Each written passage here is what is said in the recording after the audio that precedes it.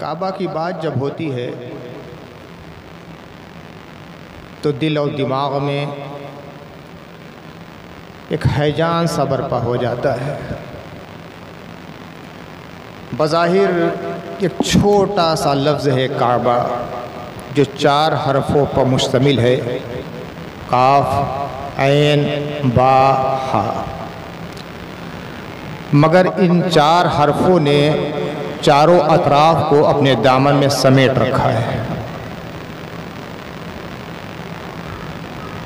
ये काबा ज़मीन का क़िबला है। अर्श आज़म से जो तजल्लियाँ नाजिल होती हैं वो बैत मामूर पे नाजिल होती हैं और फिर बैत मामूर से काबा पर नाजिल होती हैं और फिर तमाम दुनिया में फैला दी जाती हैं। बैत मामूर 7वें आसमान पर फरिश्तों के ज़रिया बनाया गया एक घर है, नूरानी घर, और बेशुमार फरिश्ते रोज़ाना उसके अंदर दाखिल होते हैं और बाहर से तवाफ़ भी करते हैं। और इसकी ख़ुसूसियत ये है कि जो फरिश्ता एक बार बैत मामूर में दाखिल हो जाए वो दूसरी बार दाखिल नहीं होता है। शब मेराज में अल्लाह के नबी सल्लल्लाहु अलैहि वसल्लम ने इस बैत मामूर का भी मुशाहदा फरमाया है, 7वें आसमान पर है।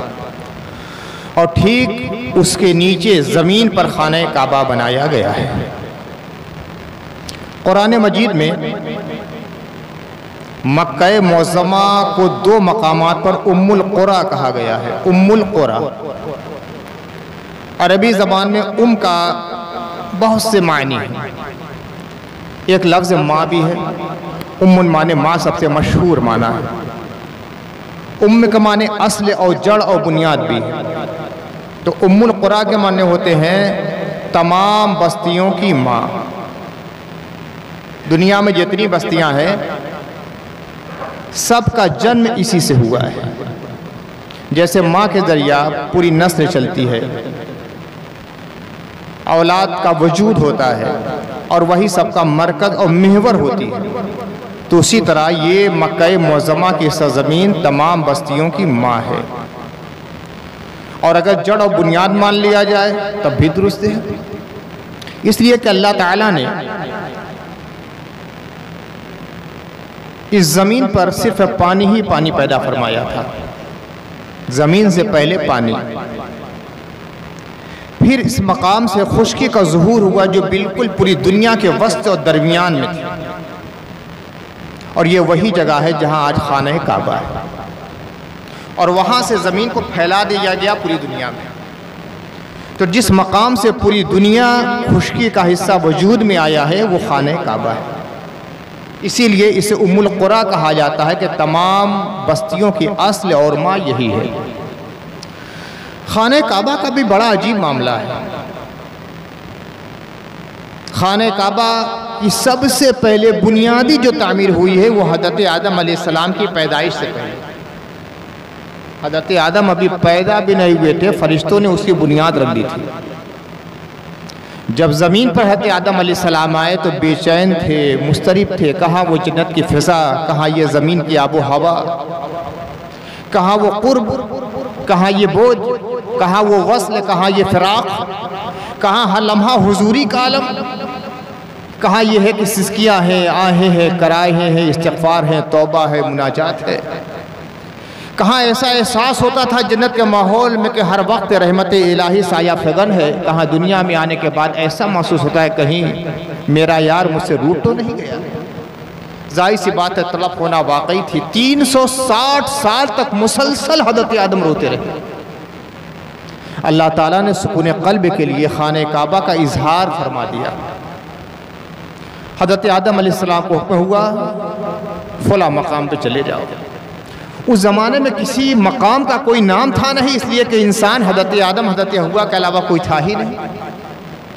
जिब्रील लेकर जा रहे हैं, हज़रत आदम चले जा रहे हैं, यहाँ तक कि हिजाज़ की सरज़मीन पर आए, खाने काबा के मकाम पर आए तो अल्लाह ताला ने फरिश्तों को हुक्म दिया। हज़रत जिब्रील आगे आगे पेश पेश थे और फरमाया कि खाने काबा की बुनियादों को ज़ाहिर करो और इस बुनियाद पर खाने काबा की आगे तामीर की जाए। इस तरह हज़रत आदम अलैहिस्सलाम ने हज़रत जिब्रील, हज़रत मीकाईल और दूसरे अंबिया के साथ मिलकर खाने काबा की तामीर का आगाज़ फरमाया।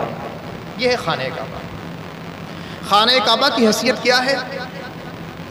आजकल तालीमी दौर तो है ही है, बच्चा जानता है कि प्रकार क्या होता है। गोल दायरा बनाना होता है तो प्रकार का सहारा लिया जाता है। प्रकार का एक सिरा होता है बिल्कुल बारीक तीली जैसा नोकदार, और दूसरा सिरा होता है जिसमें पेंसिल लगा दी जाती है। कागज़ के एक हिस्से पर वो बारीक तीली नुमा हिस्सा रख दिया जाता है और फिर उस प्रकार को पूरी तरह घुमाया जाता है, दायरा तैयार हो जाता है।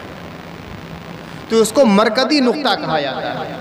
जहाँ वो तीली रखी गई है वो मरकज़ी नुक्ता होता है। अगर थोड़ा सा भी उस जगह से हट जाएगा तो दायरा कभी सही हो ही नहीं सकता। वहाँ रख दिया गया और दायरा शुरू हो गया, थोड़ा सा भी हटेगा तो दायरा ख़राब हो जाएगा, गोला और दायरा सही नहीं हो सकता। वो मरकज़ी नुक्ता होता है। खाने काबा की हैसियत मरकज़ी नुक्ते की है। ज़मीन गर्दिश कर रही है। दुनिया का हर साइंटिस्ट आज जानता है कि ज़मीन गर्दिश कर रही है। एक लट्टू ले लीजिए, बचपन में हम लोग लट्टू बहुत देखते थे, अब तो कम रिवाज हो गया, क्रिकेट का ज़ौक़ आ गया। तो लट्टू की जो तीली होती है वो एक जगह जड़ी रहती है और लट्टू इस तरह पूरा गर्दिश करता रहता है, उस धुर ऊपर रहता है।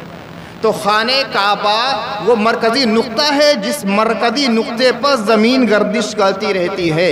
बाल्फाज़े दीगर ये कहा जाए कि ज़मीन खाने काबा का तवाफ़ करती रहती है। कोई चाहे न चाहे खाने काबा का तवाफ़ तो सबको करना है अगर ज़मीन पर हो।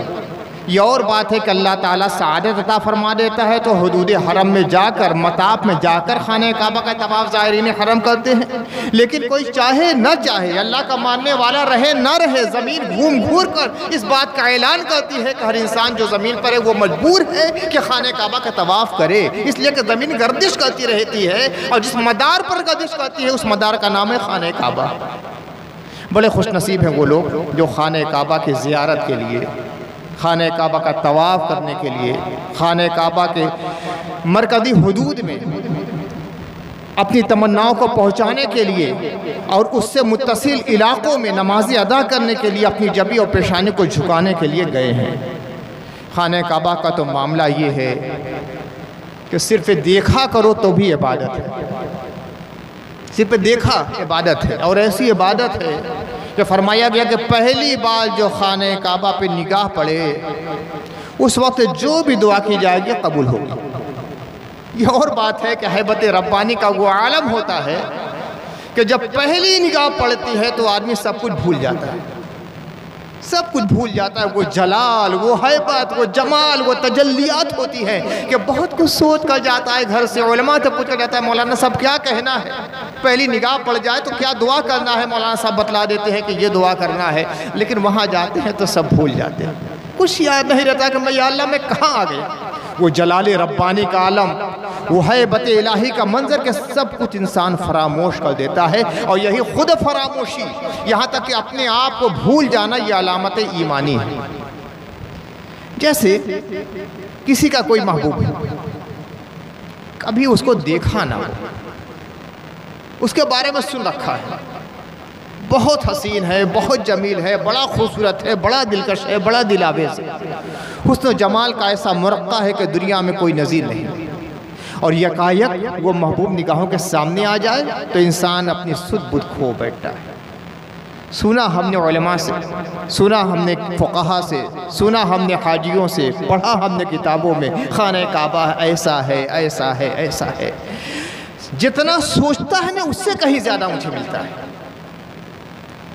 कभी कभी कुछ अनपढ़ लोग या कम पढ़े लोग इतनी बड़ी बात कर देते हैं कि हम जैसे लोग 2-2 घंटा तकरीर करें तो उसके एक जुमले का जवाब नहीं होता। मेरे सामने हाजी नदीर साहब का मकान था, हज के लिए गए और जब कैंट स्टेशन आए तो लोग मिलने के लिए ट्रेन के डब्बे के अंदर जाने लगे तो सबको मिलने से मना कर दिया, कहा कि मुली नसीर साहब को बुलाओ। बहुत मानते थे मुझे, और शायद हज में जाने का ज़रिया भी मैं ही बना। अल्लाह ताला उन्हें भी माफ़ करे, मुझे भी माफ़ करे। सबसे पहले मुझे बुलाया, मैं बाहर था, लोगों ने कहा कि आपको बुला रहे हैं, मैं गया, गले मिले, बहुत दुआएं दी और एक जुमला उन्होंने कहा था, एक हर्फ पढ़े लिखे नहीं थे, अपना दस्तखत नहीं कर सकते थे, बलजस्ता यही जुमला कहा कि मौलवी साहब पहले काहे नहीं बताया कि दुनिया में भी एक जन्नत है, वरना पहले पहुंच गए हो। ये एक जुमला इतना कीमती है ना कि हम जैसे लोग 2-3 घंटा तक करेंगे, इस जुमले का बदल नहीं हो सकता। पहले क्यों नहीं बतलाया कि दुनिया में भी जन्नत है, वरना मैं पहले चला जाता, ये समझ लो दुनिया में जन्नत है। इससे बड़ा जुमला मैं अदा नहीं कर सकता। अल्लाह ताला हम सबको तौफीक अता फरमाए। व आखिर दावाना अल्हम्दुलिल्लाहि रब्बिल आलमीन।